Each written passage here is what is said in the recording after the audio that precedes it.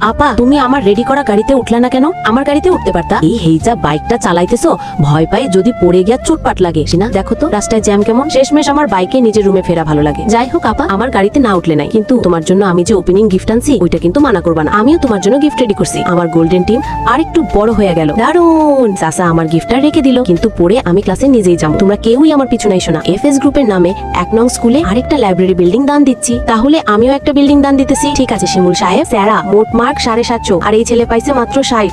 পুরো ফ্লপ। এই দিক যাইও না, ওইটা 3 নং স্কুল থেকে ট্রান্সফার করে আসা বিখ্যাত দাঙ্গাবাজ। প্রিন্সিপালকে ছাড়ে না, ওরে ঘুম থেকে তুলতে যাইও না। আরে না না, আমি তো ওরে জাগাবো না। এই এরেস দাঙ্গাবাজের কানটা। ভাই হাতটা ছাড়েন, আমিও ওরে ভয় পাই। হায় আল্লাহ, আমি তো এখনো উঠতেই পারতেছি না। উফ, লো পাওয়ার। আরে ঠিকঠাক কান্দো না। এই ছাইরো দেহের শক্তি কম। এই মাইয়াটার আবার দাঙ্গাবাজের সাথে কি সম্পর্ক?